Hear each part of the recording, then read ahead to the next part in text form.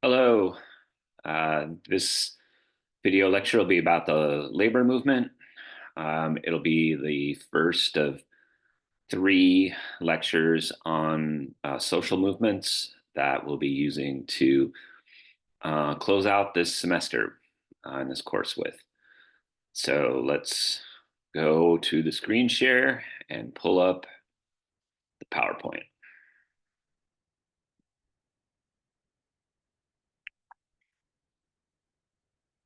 Okay.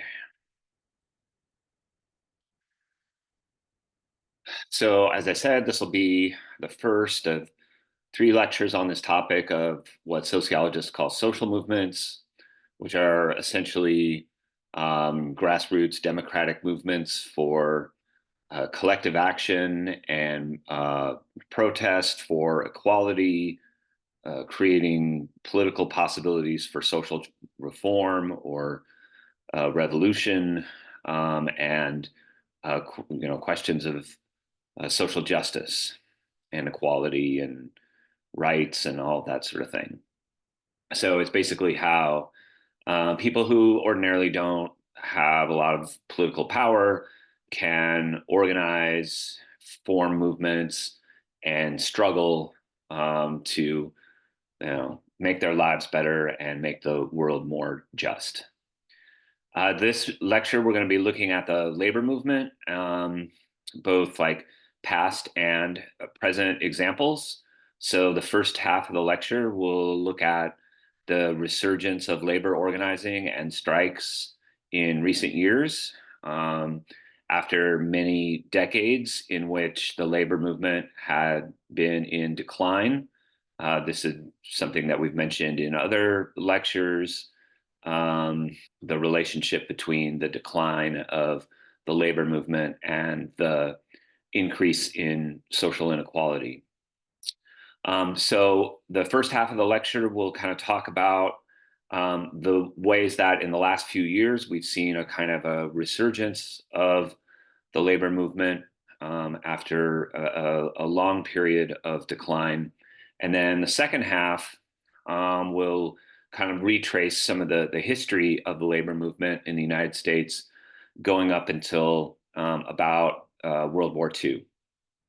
So that second half of the lecture will have mostly to talk about the 1930s and 40s. And we'll, as I've done in other lectures, try to give it a local focus. So I'll be talking about strikes in San Francisco and Oakland. So there's a lot of labor movement history to cover. I couldn't possibly cover it all in the scope of one lecture. So I have some recommended readings and sources and things that you can look into on your own. So we've mentioned this a few times in various lectures, the relationship between the weakening of the labor movement over the last several decades and the growth of social inequality. And we see this visually represented in this graph here.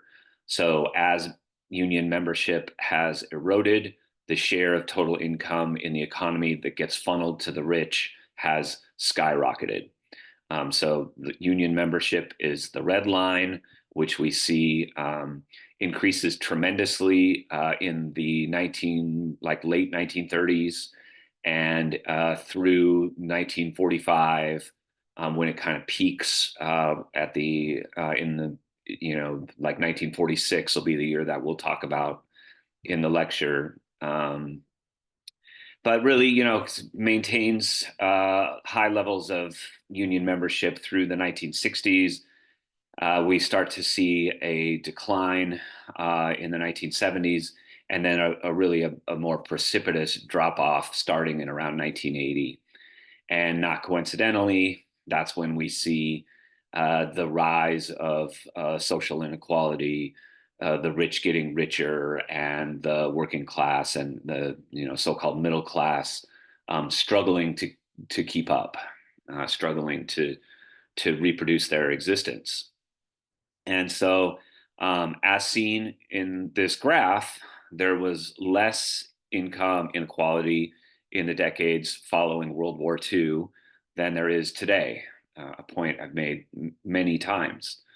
Not coincidentally, union membership was at its highest rate in 1945, just as the war was ending. So we see this pretty close relationship. But as union strength has steadily declined, particularly after 1979, and as we've talked about, as I've mentioned, the 1970s is a real pivotal decade in the reversal from the period after World War II, where we see growing social equality. In this period after the late 1970s and into the 1980s, income inequality got worse and has continued to reach its lowest point since the Great Depression. So some of the reasons that we need to consider in explaining why there has been this decline in union membership, we have to look to both political and economic factors. The obstacles to forming a union have grown in these many respects. So, politically, some 27 states have passed what are known as right to work laws. The name is very deceptive, and I would say like intentionally deceptive.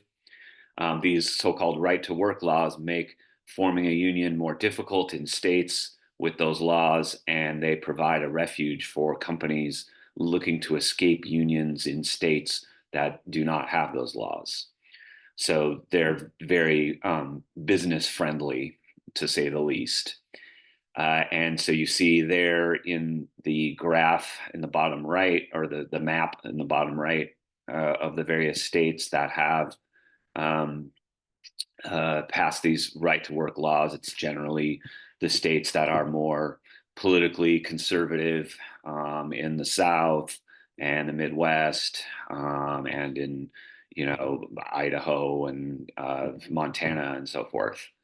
So the right to work uh, sort of movement, if you want to call it that, the legislative movement has been predominantly to create like a business friendly environment in those states. And the corollary of a business friendly environment is one that is generally worse for workers. And so we see on the top right the effects that these right to work laws have had in terms of lower wages, fewer benefits. These are states that all have higher poverty rates, states that have more workplace fatalities. So um, it should not at all be surprising to see these kinds of results from this legislation. More globally, or in terms of like the global political economy, we can look to factors like globalization, which has given companies the option to close up shop and move overseas. So, globalization, particularly since the 1970s and 80s, has created these opportunities for companies to search all over the world for the lowest labor costs and workers that have fewer union protections, fewer health and safety protections. What's sometimes called a race to the bottom in terms of multinational companies, corporations, kind of scouring the earth for the cheapest and most exploitable labor force they can find. Also, we certainly have to look to factors like automation, which have given companies the option to replace their workers with machines. This is an age-old dynamic of capitalism, one that Karl Marx himself diagnosed way back in the 1860s. A dynamic of replacing human labor with automated machine labor the most current manifestation that's on the horizon, or actually kind of already here, but is certainly to get more um, extreme, is in artificial intelligence and robotics and things of that matter. Also, we need to look to the factor of deregulation, which has increased industry competition and weakened unions' ability to extract concessions from monopolistic companies.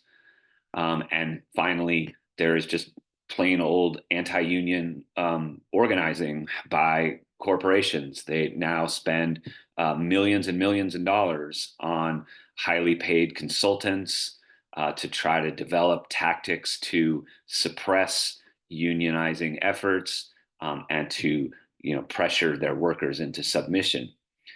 We'll see like Amazon and Starbucks and many of these sorts of companies have done this in recent years.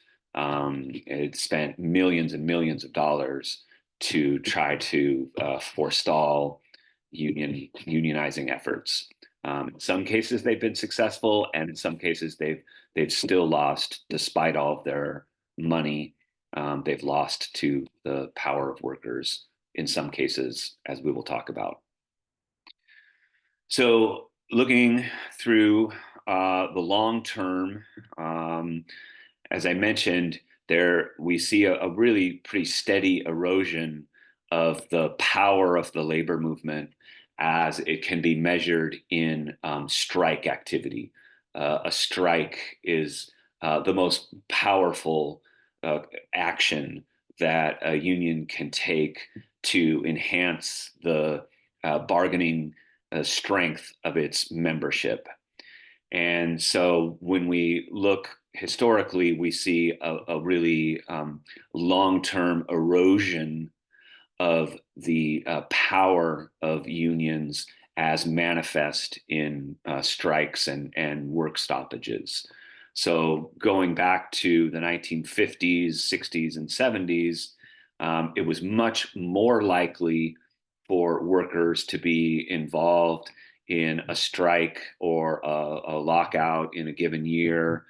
And they were more likely to be part of um, strikes involving 1,000 workers or more, so at really large workplaces, in which workers had a considerable amount of power because of their strength in numbers. So in some, before around 1980, strikes involving large numbers of workers were much more common, and workers were more likely to be involved in a strike or lockout. We see that number really, kind of goes up and down, some spikes, some declines through the 1950s, 60s, and most of the 70s. And then there's this kind of precipitous drop off around 1980. And remember, the first thing that Ronald Reagan does when he is inaugurated president in January of 1981 is to fire the air traffic controllers. And that really set a kind of a chilling effect on the labor movement as a whole, particularly in terms of their willingness to go on strike, to take that real that next step in trying to that next kind of militant step towards increasing bargaining power. So in the past few years, though, we have seen a partial um, reversal of this trend. So there have been a growing number of work stoppages, as we see in this graph. It really begins to spike before 2020, in 2018 and 2019. And then there has been in the last like 2 years a number of large scale strikes, the likes of which had not been seen in several decades. You see that in 2023, there were 500,000 workers more than 500,000 workers that went on strike, and that number had not been, as you see in the graph, perhaps had been approximated sometime around 2018. But before that, it was like in the mid 1980s that we had seen anything like that. So a good, almost 40 years. So in 2022, the number of workers taking part in work stoppages increased from 140,000 to 224,000. So that was itself a substantial increase in 2022. But then in 2023, we see even a doubling of even that number to being over 500,000 workers who walked off the job in that year, in last year. So in 2018 and 2019, the movement is led in a lot of regards by education workers, by teachers, and particularly in teachers and education workers in conservative states where the state legislatures and the Republican Party have really kind of eaten away at the wages and benefits and working conditions of education workers. This was known as the Red for Ed movement in 2018, 2019. So in February 2018, a strike by teachers and support staff shut down all the schools in 55 counties of the state of West Virginia, a very conservative state that's almost entirely dominated by the Republican Party. Their strike inspired educators across the country and raised hopes for a widespread revival of organized labor. This was the kind of the beginning of what you could feel as a kind of a pivotal moment, a turning point. Later that year, school employees went on strike in Oklahoma and in Arizona, and there were walkouts in Kentucky, in North Carolina, and Colorado, all to demand increased education funding and better pay. So the increase for education funding is a central part of this, because it's not just about like the teachers' pay, but also the learning conditions of their students. And that can't be improved without better funding from the states. And so this was a demand that was not only for the workers themselves, but for the larger political environment of these conservative states where public education was, has really been under attack for decades. So this movement became known as the Red for Ed movement, because their actions erupted in these so-called red states, these Republican-dominated states that have these. Many of them have these right to work laws. They have weak labor unions in general. There are in some cases bans on public sector strikes. And so, these are all pretty like Trumpy states. So the Red for Ed movement then spread nationwide. In 2019, you see strikes in Los Angeles and Oakland and Chicago and Denver and San Francisco, public educators, walking off the job in similar kinds of circumstances. In 2021, there's also the beginnings of another kind of pivotal moment in the organizing of Amazon workers, the workers who work at like Amazon warehouses and storage facilities. And this one started with this guy who's pictured here and his co-workers at this warehouse facility in Staten Island, New York. This guy pictured here, his name is Chris Smalls, helps form the Amazon Labor Union, which was an independent union, meaning that was not affiliated with any of the other big national unions. They really kind of almost did this from scratch. And you see Smalls here with Bernie Sanders down there in the bottom left corner, and this became a kind of a big deal. They initially organized it around the fact that the workers in the warehouse during COVID, they were not being given proper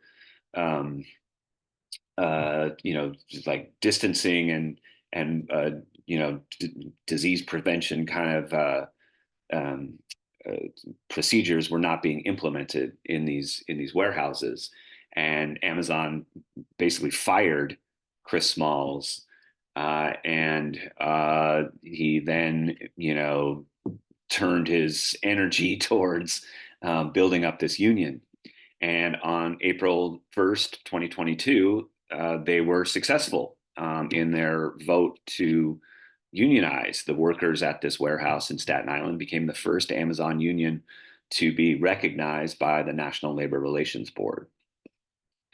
This was despite the fact that Amazon threw everything they could at trying to defeat this union. This is a real kind of like David and Goliath story in terms of, this independent union going up against, one of the richest multinational corporations that threw, $4.3 million into hiring union busting consultants. They put, anti-union messaging all over the warehouse, the bathroom stalls, the hallways, and then they also sent like personal, messages to their workers, Instagram ads, phone calls, text messages, videos that they projected on screens inside the facility.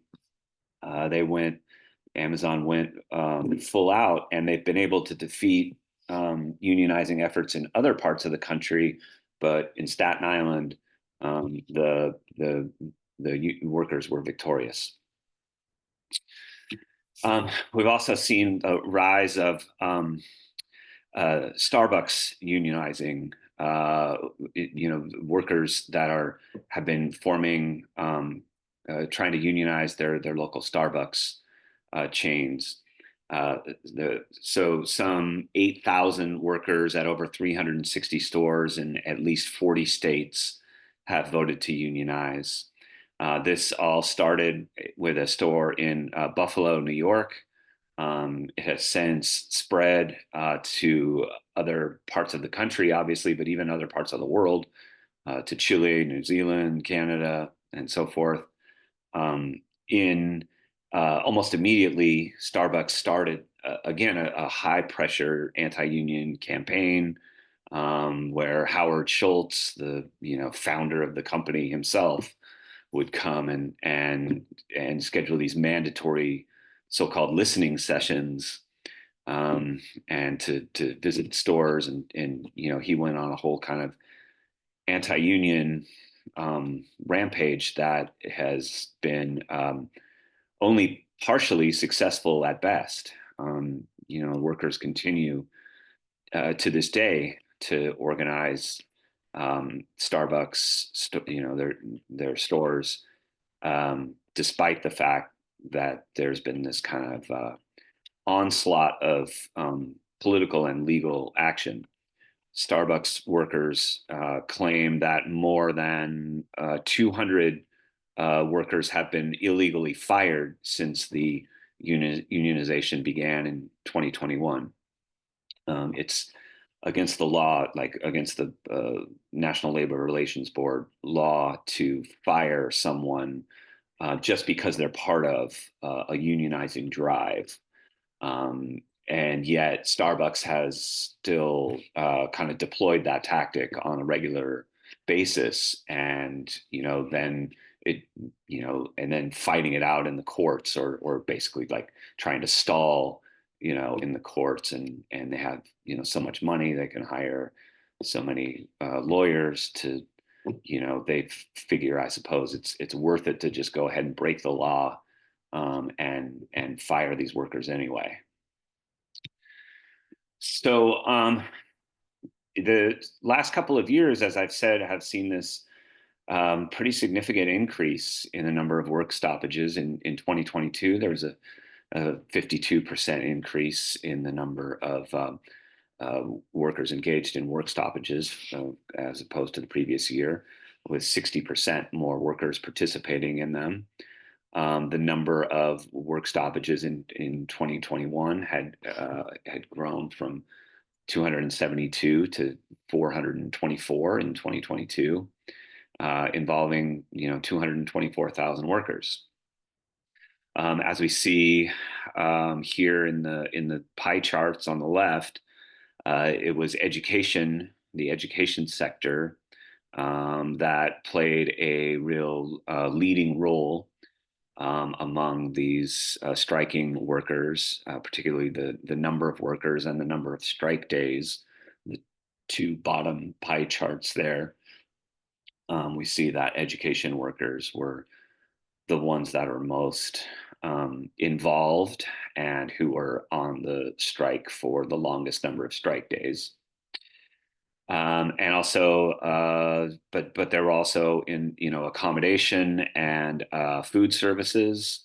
So that's the one that we see here at the top of the three pie charts in gray. There was They accounted for the greatest number of work stoppages. Um, and then we see in the other sectors represented that these strikes also affected healthcare and social assistance, manufacturing, information services. The main demands, as we see in the chart here on the right, were for increased pay, not surprisingly, but also, for healthcare, COVID-19 protocols, health and safety. These are also major concerns that workers have around their working conditions, and also an end to anti-union retaliation, like we saw with Amazon and Starbucks.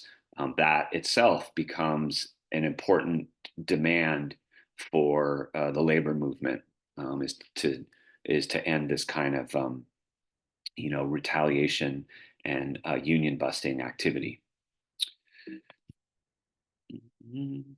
So in 2022, the education sector, as I mentioned, was really a leading force in this resurgent moment of the labor movement.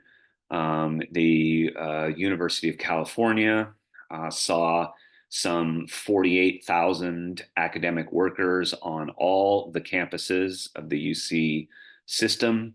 So these are mainly like graduate students, lab, researchers. This includes the Lawrence Berkeley National Laboratory. They all went on strike for better pay and benefits. And they are affiliated with the United Auto Workers. So that's why in the picture from UC Berkeley, you see them carrying signs with the UAW on the sign. So this academic workers strike was the largest strike in the United States as a whole in 2022, and also the largest strike in the history of US higher education. The strike ended with workers securing significant gains in pay, as well as paid parental leave and child subsidies. This kind of goes back to the earlier lecture on the decline of public education and the decline, especially in the living standards of people who work in higher education, people who are trying to scrape by as graduate students or as adjuncts, or are have seen a kind of a deprofessionalization of academic work. And so this was a strike that in many ways was a long time coming.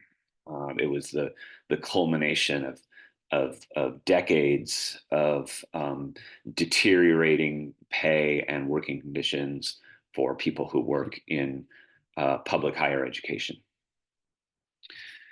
So then in 2023, we see even a bigger strike wave. According to Cornell University's Labor Action Tracker, more than 500,000 workers walked off the job in 2023, more than double the number from the previous year. As I've already emphasized, these major work stoppages occurred across a whole range of industries, including baristas, journalists, actors, manufacturing workers, professors, writers, auto workers, healthcare workers, a whole range of professional professional workers went out on strike during last year, and they have already they in most cases were successful, and we've already started to see some payoff from that. In the first quarter of 2023, unionized workers' wages jumped an average of 7% in the first year of their contracts.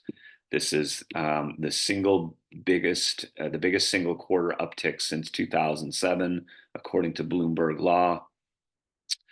Overall, some 900,000 union workers secured double-digit raises this year through new contracts. So, workers in some cases are already beginning to reap the benefits of this more militant approach that we've seen in the last few years. The biggest of these strikes is the United Auto Workers that began in September of 2023. The UAW went on strike against the three unionized automakers in the U.S. That is Ford, the Ford Motor Company, General Motors, and Stellantis. It was the first trilateral strike, against all three of these big auto companies. It was the first strike against all three of those in the union's history. By combined, these three automaker factories employ about 145,000 UAW workers combined. They produce about 50% of the vehicles manufactured annually in the US. The UAW strike was largely successful in wrestling back many of the concessions that they'd made in recent decades, particularly in the aftermath of the Great Recession. So after the crisis in 2007 and 2008, workers did a lot of like what they call give backs in terms of wages and working hours and things of that matter. And then in the decade following that, the company got a lot richer, was making record profits. And so again, this was a strike that was a long time coming, in the sense that workers were kind of finally getting a share of what they had, of these record profits that they had helped deliver for these giant multinational automakers. They didn't succeed on all fronts. So some members still don't have pensions. Not every worker is satisfied with their raise.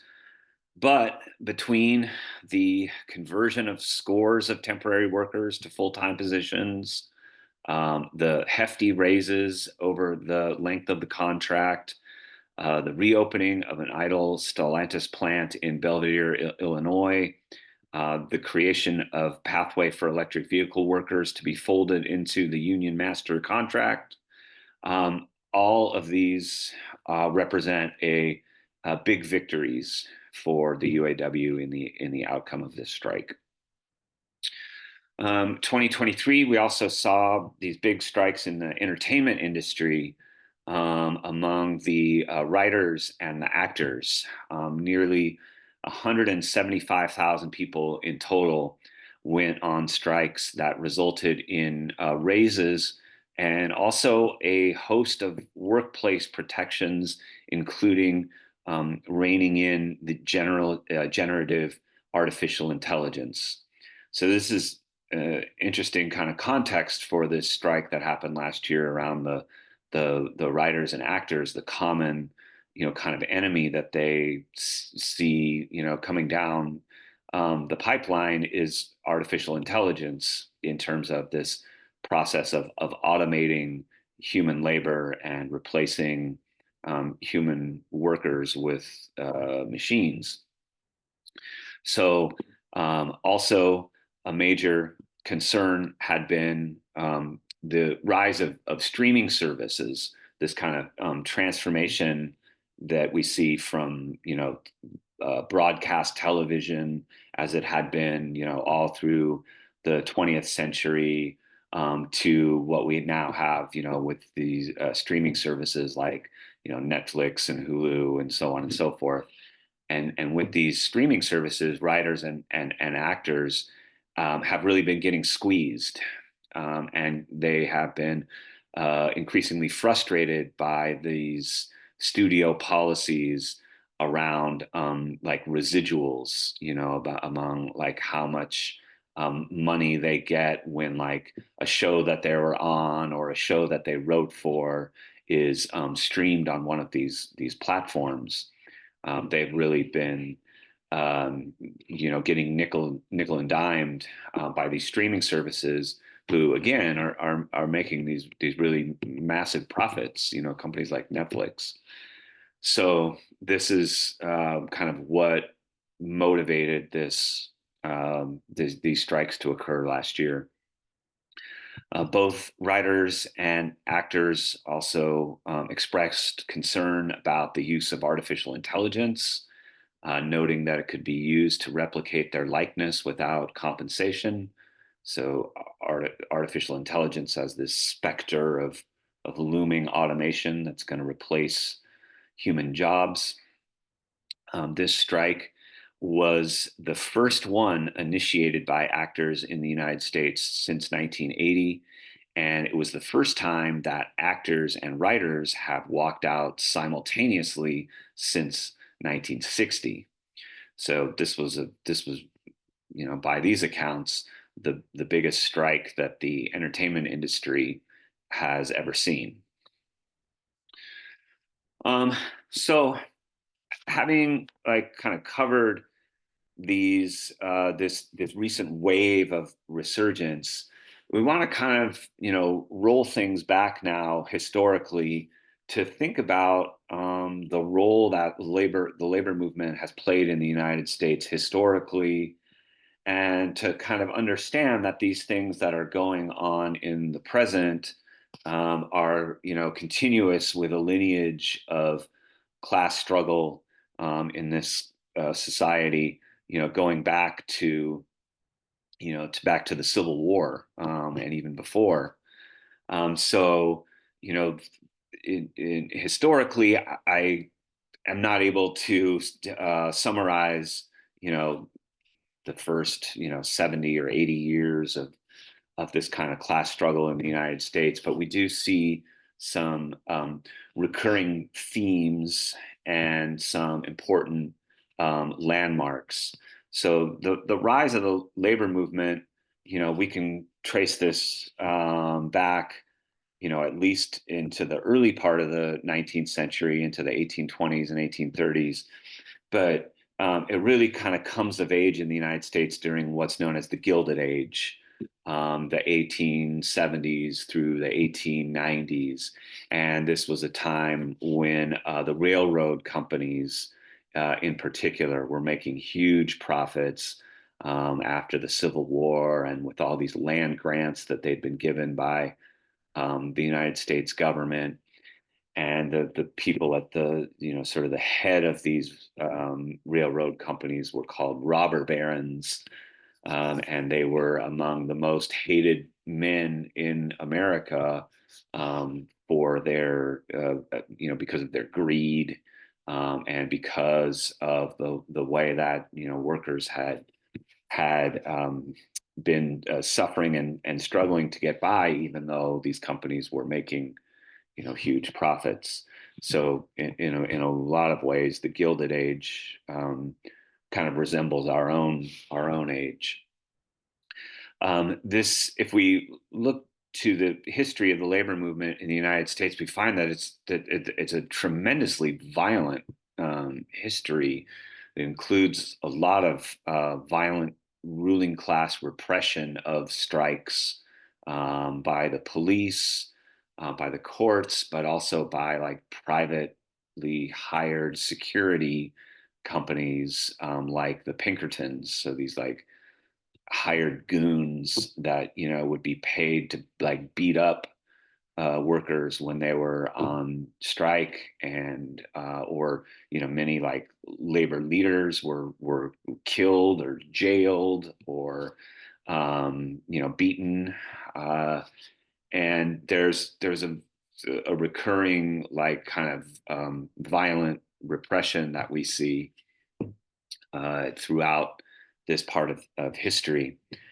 We see that initially the like sort of focal demand of the labor movement, particularly in the years after right after the Civil War, so 1865 through the 1870s and 1880s, the sort of central demand was for shorter working hours.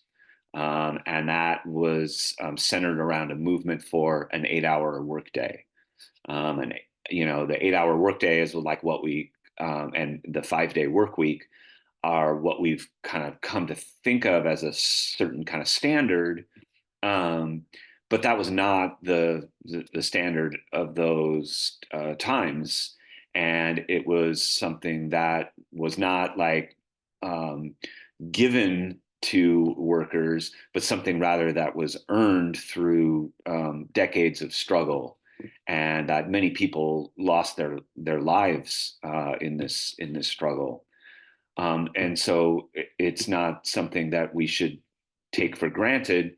And in fact, that 8-hour standard is something that actually, as workers have lost power and as unions have lost power, the 8-hour workday has been, kind of rolled back, as has the 5-day work week. And so they continue to be a certain kind of standard, but we know that in many cases, like American workers are working way more than 8 hours a day and more than 5 days a week. Um, so this movement for shorter working hours, and the struggle over the length of the working day, as Marx had put it, is nothing that's ever like guaranteed. It's subject to continuing struggle and the balance of forces, of the balance of power between labor and capital. Around Starting after 1905, we have the rise of a historical of this an important historical social movement in the U.S. called the Industrial Workers of the World, known as the IWW, or more colloquially, would be referred to as the Wobblies. They played an important role in organizing immigrant and unskilled labor. I've already talked about the IWW in previous lectures, where I talked about farm workers, because the IWW was one of the few labor unions, especially in these early decades of the 20th century, that was willing to go out and try to organize and agitate on the behalf of farm workers in California and elsewhere. Many of those farm workers being, recent immigrants, people who were considered unskilled workers, and therefore workers that the mainstream unions often would not bother with trying to organize. The mainstream labor unions, like the American Federation of Labor, they were mainly like more concerned with trying to protect their members' interests, their sort of narrow class interests. The IWW had a more expansive vision, that they would try to organize across these various sectors. Their slogan was called, their slogan was to have one big union. And that included, organizing people who were from all kinds of different immigrant groups who spoke all kinds of different languages. Many people who had come to the United States poor and desperate, and had taken really low-paying jobs. The IWW would have a really important role in organizing and in many cases creating a kind of a radical working class culture in America during the first decades of the 20th century. We also see that Black women and immigrant women played a leading role in strikes during this time, and the IWW had an important role in that, especially with like garment workers, like what today we would call like sweatshop workers who were making clothes, and textile workers and such. Again, these were groups of people that like the the mainstream labor unions kind of didn't really concern themselves with.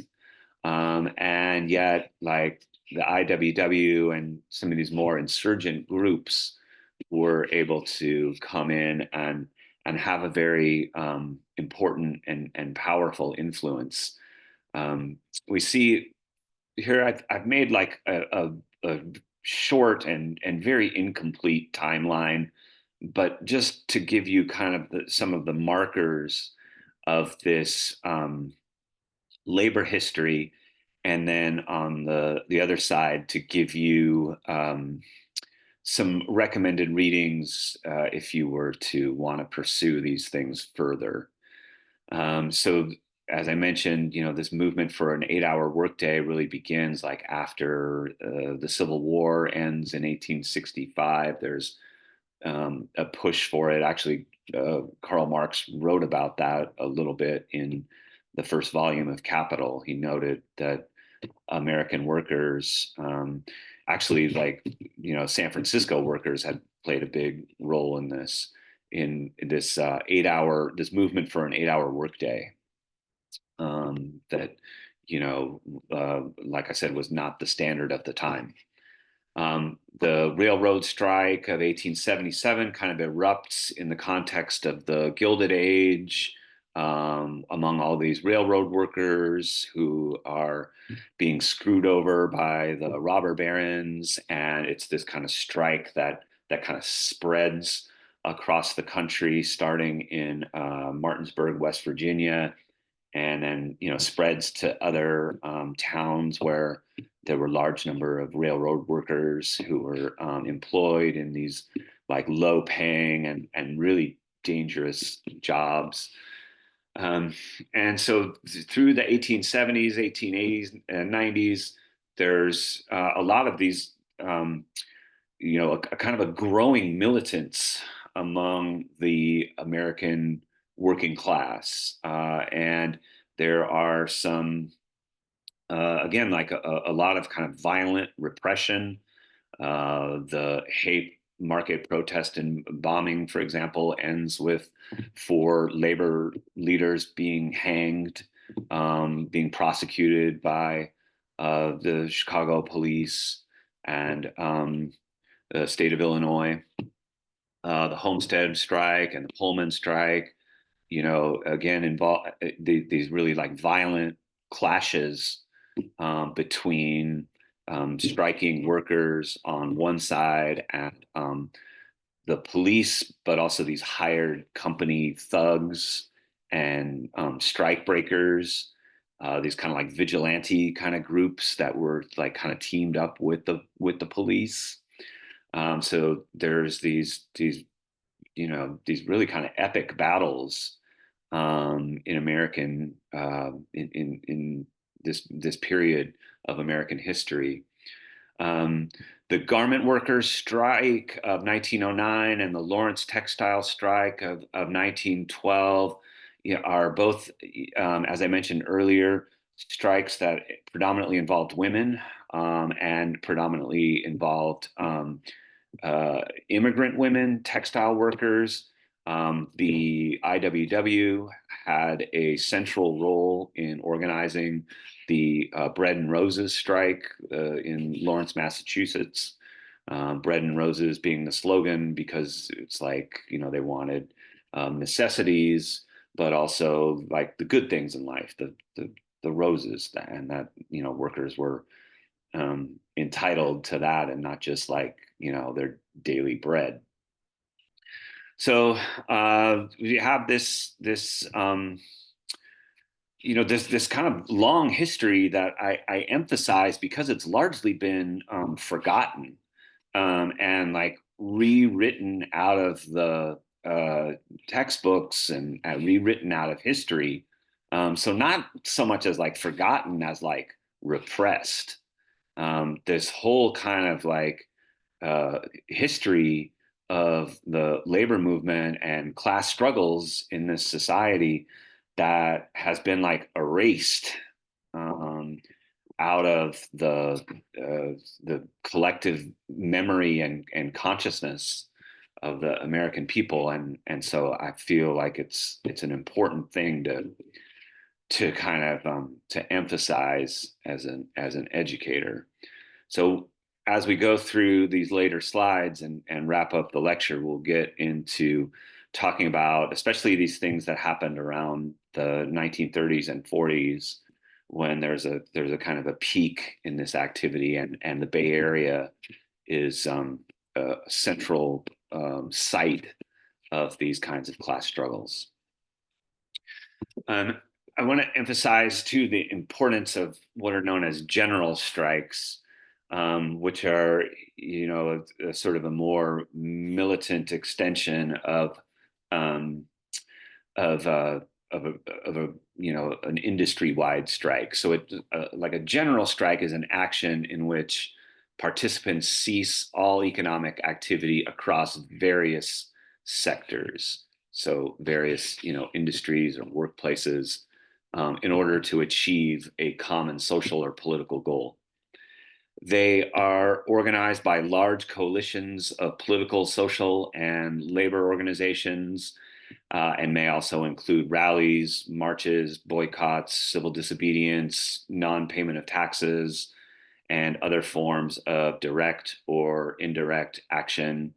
The general strike is a major step in this regard towards challenging capitalism as an economic system and at least in the moment, replacing it with a popular cooperative form of self-governance. So general strikes have been important not only for what they've helped workers like earn, but also in momentarily like envisioning what a different society could look like. How like workers can run the city and kind of like govern themselves as opposed to being governed by this capitalist state.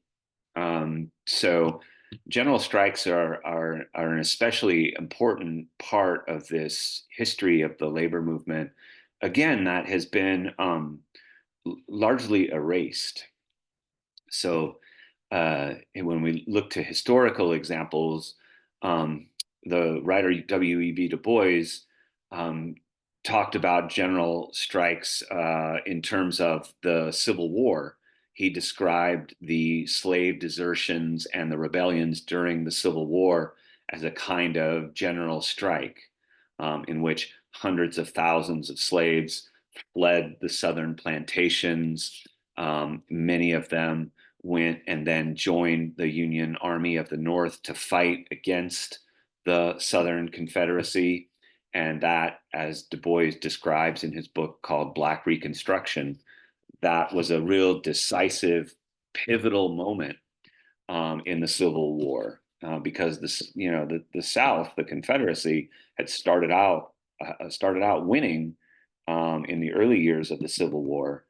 But when you start to have this mass desertion of enslaved people off the plantations in the South, and they provide, fresh bodies for the Union Army, even though the Union Army wouldn't um, give them guns at first, and they were kind of restricted in terms of how much they were willing to to incorporate uh, uh, you know slaves into their ranks, or formerly enslaved people who had essentially freed themselves by running away.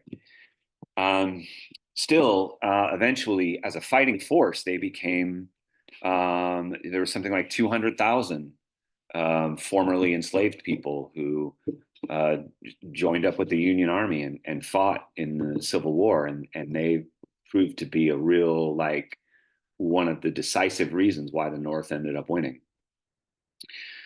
So Du Bois described that as America's first general strike.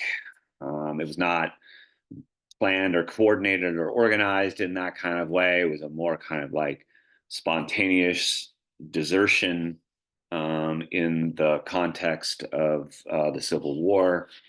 But nonetheless, it had this tremendous economic and political impact. The more coordinated examples of general strikes we see, for example, in the city of St. Louis in 1877. This general strike grows out of the Great Railroad Strike that I mentioned in the previous slide, that begins in West Virginia and kind of goes across the country. In this strike, white and black workers in St. Louis unified into a citywide general strike that culminated in a transfer of power.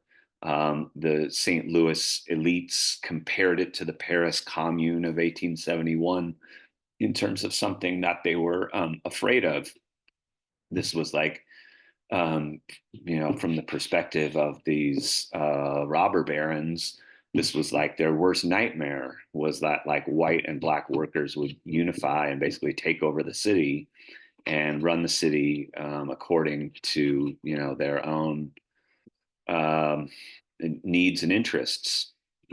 Similar thing happens in New Orleans on a smaller scale, but in 1892, workers across the intense racial climate of the Jim Crow South, workers were still able to unite, especially like workers on the docks, like longshoremen and those kinds of uh, laborers in that city.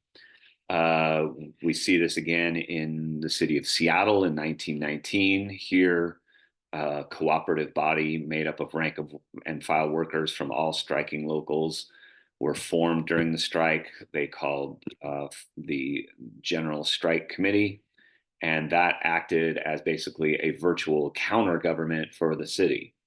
So again, what happens in a general strike is the workers take over all of these functions that have been left to the official state government. So the committee organized to provide these essential services for the people of Seattle during the work stoppage, including garbage collection, health services, laundry, fire prevention, and so forth.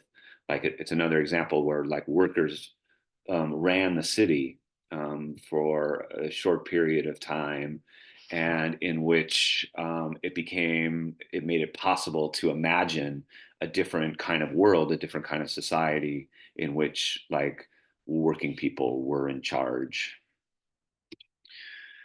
During the 1930s is when we see a real like peak in the power of the labor movement in the United States, and this is in large part the reason why workers were able to reap so many benefits in the following decades, in the 1940s, 50s, 60s. Why we see this reduction in social inequality, and why we see workers making higher wages and working under better conditions, is because of these struggles that reached their high point in the 1930s. So this really intensifies in the context, of course, of what's known as the Great Depression, where the unemployment rate is very high, many workers are suffering, many people are homeless and living in what they called Hoovervilles at the time, little tent cities.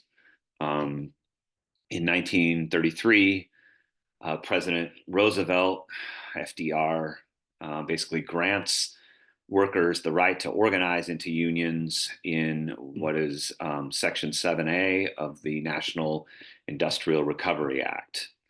And as it states, employees shall have the right to organize and bargain collectively through representatives of their choosing and shall be free from the interference, constraint, or coercion of employers. But again, you need to think of this not as something that, like, the American government generously bestowed upon workers because of its, good intentions. This was something that workers had won from the previous, like, half century of intense struggle. So in 1933, this legislation essentially gives workers the right to organize and to select union representation without being facing repression or coercion by their employers. So this begins a real period of national power for the labor movement. In 1933, there were 1,695 work stoppages, double the number that had been in 1932, the previous year, involving over 1 million workers. So, this is far in excess, much greater than what we saw in 2023, and in a country with, a much smaller population at that point. So these numbers increased again. We see that there were about 1,800 strikes involving almost 1.5 million workers in 1934. So remember, in 2023, there were 500,000 workers who had gone on strike. So this is 3 times as many in 1934, and in a country with a much smaller population at the time. I promised to emphasize local events here because I always think that that's an important thing for me to do as an educator, for people to learn about things that have transpired here in the Bay Area.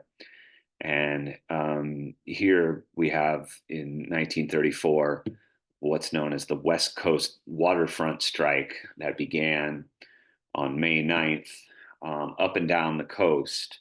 So longshoremen in every West Coast port city, from Seattle and Los Angeles, even down to San Diego, basically walked out of their jobs in this coordinated strike activity. So that starts in May of 1934. And then on July 5th, here in San Francisco, the police basically fired their guns into a crowd of striking workers and killed 2 of them. And it since has become known as Bloody Thursday, July 5th, 1934. And as so often happens, as we'll see in the history of social movements, this kind of police repression and police violence often has the impact of bringing out even more people and escalating social conflicts and bringing more people out into the street. It's, one of these times where the police really reveal themselves to be, on the side of capital and propertied interests, and not, some neutral arbiter of social conflicts, not, some referee in the class struggle, but actually a partisan of the interests of capital and property. So in response to those killings, the unions from across the Bay Area organized a general strike, which basically shut down the city of San Francisco for 4 days, paralyzed the city. So the first day, non-union truck drivers joined, the movie theaters and the nightclubs closed down. While food deliveries continued with the permission of the strike committee, many small businesses closed, posting signs in support of the strikers. So you see here the newspaper and headline from that day. San Francisco became a kind of a war zone, as it says here, and you see like that, eventually they'll send in the National Guard, and this city was really in the throes of this battle between workers on one side and the police and the National Guard on the other. So, in response to the general strike, the mayor of San Francisco declared a state of emergency, called in the California National Guard, and along with the local police, they rounded up and arrested hundreds of activists throughout the city, raided the local offices, trashed, all the local offices of these various unions. And so there was this sort of like active repression, but in the end result of the strike was the unionization of all of these West Coast ports of the United States, of this longshoremen's union that continues to be very active to this day, and is among the most militant unions in the entire country, the longshoremen's union. Now, this was part of a larger strike wave in 1934, as I mentioned earlier. There's like 1.5 million workers almost that went on strike that year. So in Toledo, Ohio, there's this strike in 1934 that's led by the American Workers' Party, and in Minneapolis, a strike by the Teamsters, largely like truck drivers and stuff. That strike was led by the Communist League of America, who were catalysts for the rise of industrial unionism in the 1930s, much of which was organized through the Congress of Industrial Organizations, the so-called CIO. So the CIO basically took a more militant approach in organizing factory workers, in so-called unskilled workers, many of whom were immigrants or recent immigrants. And so the CIO became a really important force in the labor movement during the 1930s, and kind of picked up the slack from some of the more conservative unions like the American Federation of Labor, which I had mentioned earlier. So this is part of a real kind of a wave in the 1930s. And also at this time, as you see from this slide, the American Communist Party is making a lot of headway, and building a lot of membership, and building a lot of some political power as well during this time, in response to these kinds of class struggles that are breaking out across the country. A new tactic begins in 1936, begins to spread in the labor movement in 1936, and this is the so-called the sit-down strike, in which workers not only withheld their labor but occupied the workplace. So this is like an escalation in the tactics of militants from, we're not going to work to we're only not going to work, we're going to take over the factory.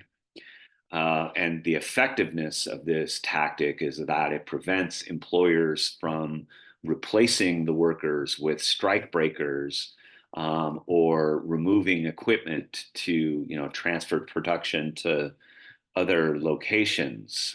So that's why this occupation tactic proved to be especially effective in starting in 1936.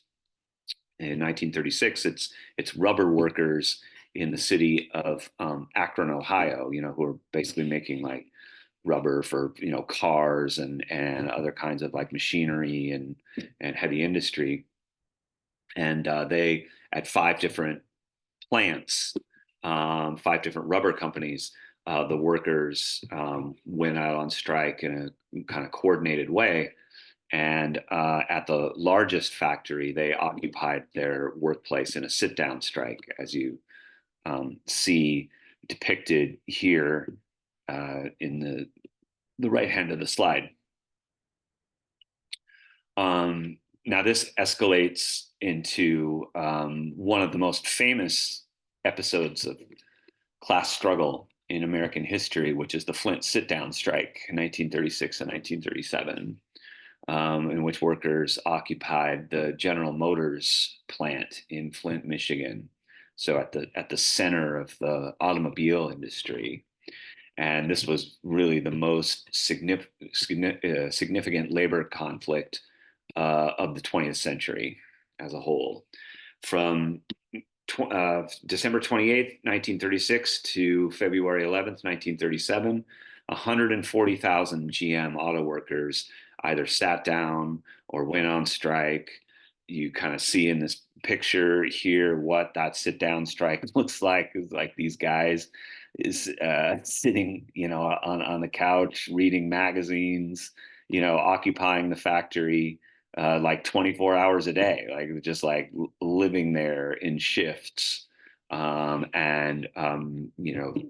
like not only withholding their labor, but preventing any sort of production from being done at this factory.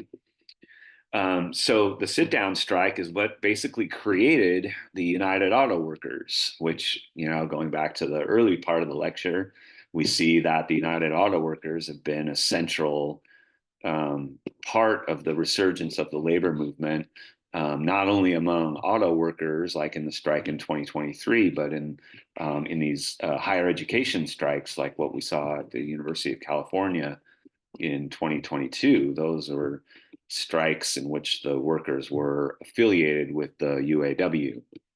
So this Flint sit-down strike basically is the thing that creates the UAW, makes it into a major labor union, and leads to the unionization of the entire domestic automobile industry.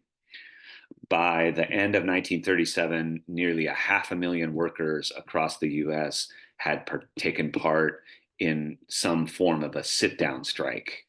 Not just a strike, but a sit-down strike involves like 500,000 workers across the country.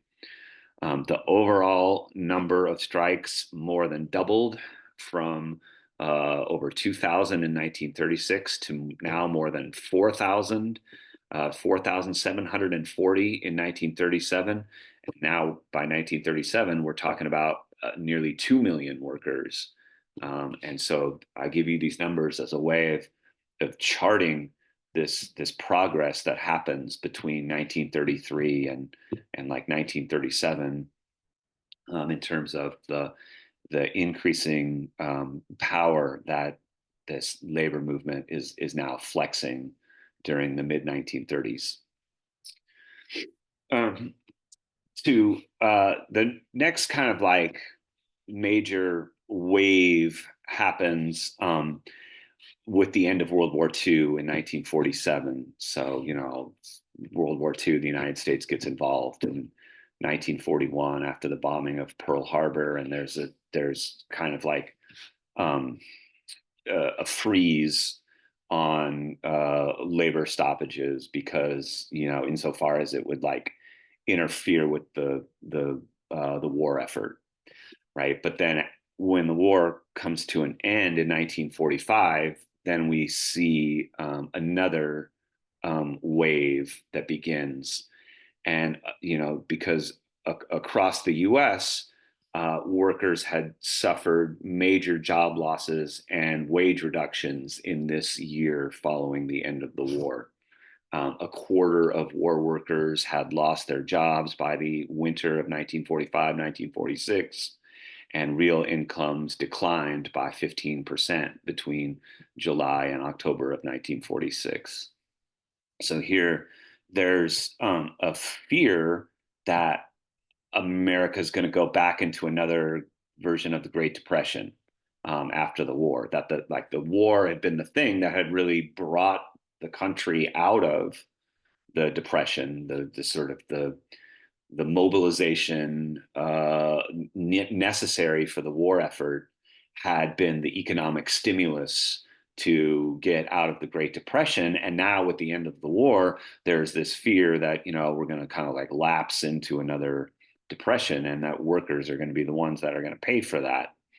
And so the workers, who had made great sacrifices during wartime were now facing this specter of a second Great Depression.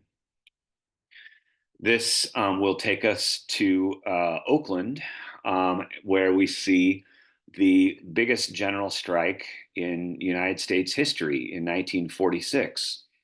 In the Oakland General Strike of 1946, more than 130,000 workers shut down and controlled the entire city of Oakland for 54 hours in the largest general strike in US history. And this was not a general strike that was planned. It was something that rather spread spontaneously and organically across the city's working class. So, how it began. The Oakland General Strike began with the Department Store and Specialty Clerks Union Local 1265. These are mostly, like at the time, working women who are working as shop clerks. They're working in the department stores in downtown Oakland. They had gone on strike and they were picketing outside of one of the biggest retail stores in the city at that time, Conn's and Hastings. And this is basically all happening in downtown Oakland in Latham Square.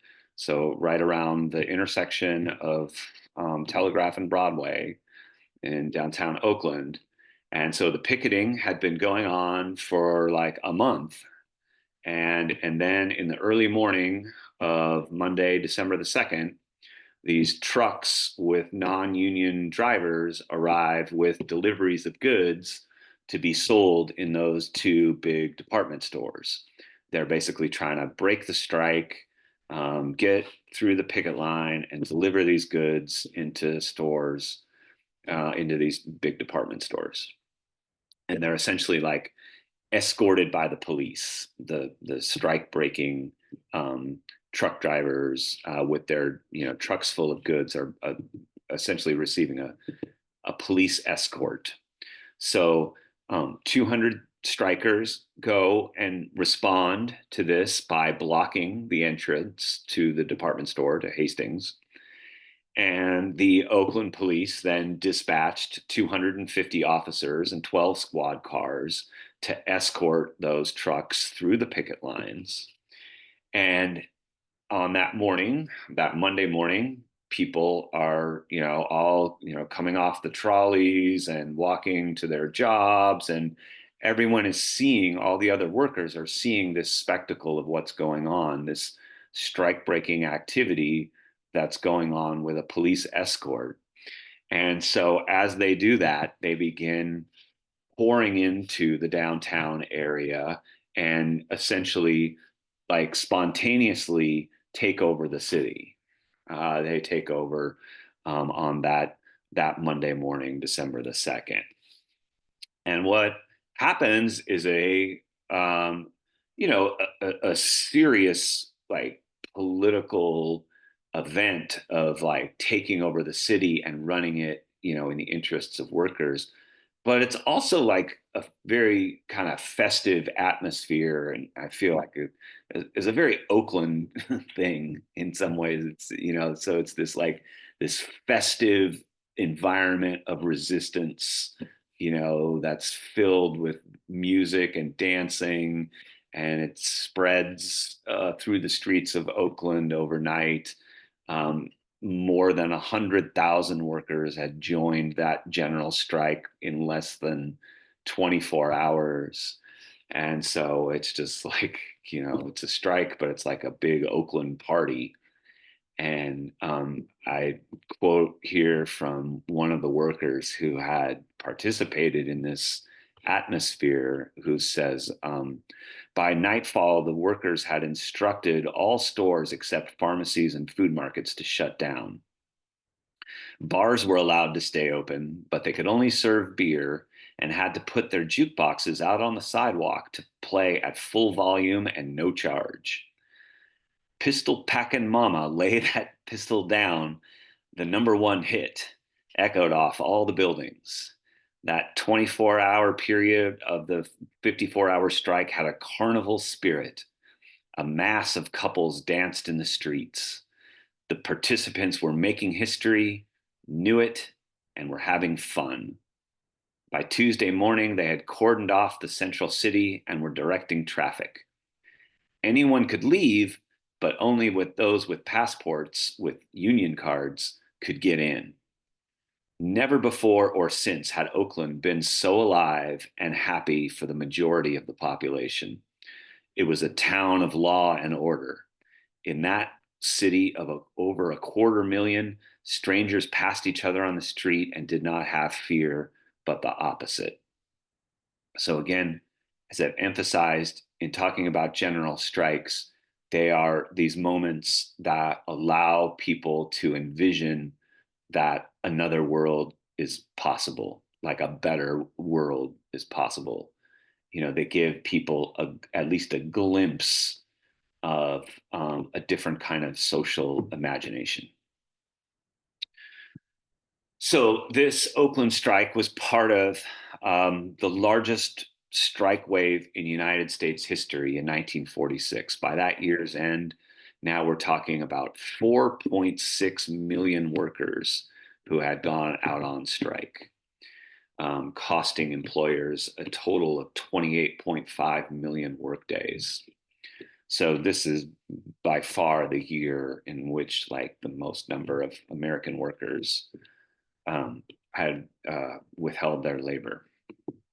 Along with Oakland, there were general strikes in 1946 in Rochester, New York, in Stamford, Connecticut, in Lancaster and Pittsburgh, Pennsylvania. Some 400,000 coal miners and some 750,000 steel workers went out on strike. Work stoppages among auto workers closed 80 General Motors plants in 50 cities.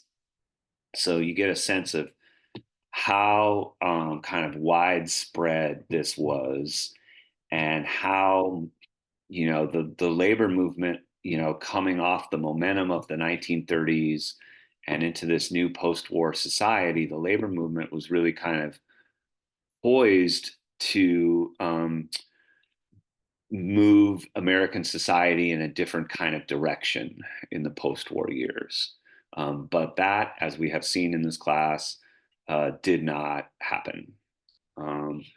In part, this is because of legislation that is passed in direct response to this strike wave, the so-called Taft-Hartley Act of 1947 that is passed by the US Congress in the aftermath of this strike wave. What this law did was that it outlawed actions that had been taken by unionized workers in support of workers at other companies, effectively rendering both solidarity actions and the general strike itself illegal.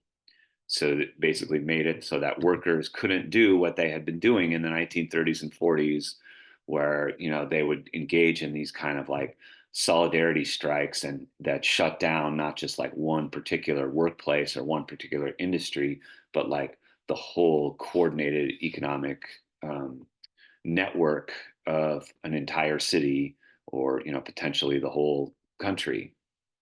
The act made it illegal for one union to go on strike to support another. It outlawed wildcat strikes, secondary boycotts, and mass picketing. So these are all attempts in which, like, the US government now wanted to scale back the power of labor, and the power of the labor movement, and to sort of, for, like, yeah, workers still have the right to unionize and organize and go on strike, but now there are all of these limitations and conditions that have been imposed legislatively. Taft-Hartley also required all the union officials to sign affidavits stating that they were not members of the Communist Party and had no relationship to any organization seeking the overthrow of the United States government. So here, an important part of the thing about Taft-Hartley is that they basically, like, this was, an attempt to remove, like, the communists from the leadership of the labor movement. It was an attempt to basically depoliticize the labor movement so that, yeah, workers could, go on strike and unionize and fight for their own rights and their own pay, but the larger political movement of working class people expressing solidarity across various industries, that was going to be systematically depoliticized in the post-war era.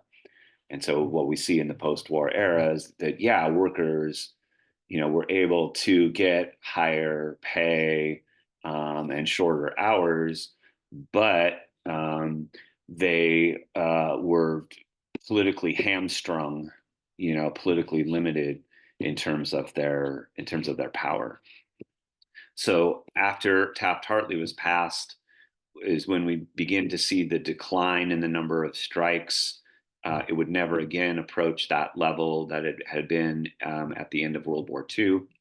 By the end of the 1950s, the labor movement had entered a long decline. Again, it is successful in getting higher pay for its workers, but it has lost its political teeth by that point, and that will kind of set it up for a precipitous decline in the decades that followed. So, thus, the definition and the practice of a general strike changed in modern times to mean periodic days of mass action coordinated by unions, but not an official or prolonged strike. So we've seen, for example, like Occupy Oakland declared a general strike in November 2011, but it really involved more of this kind of, you know, shutting down of the port of Oakland, or mass demonstrations and protests, but it didn't have the same kind of influence that, like, the general strike of 1946 did, in terms of being able to involve workers in every industry, shutting down the city and running it themselves.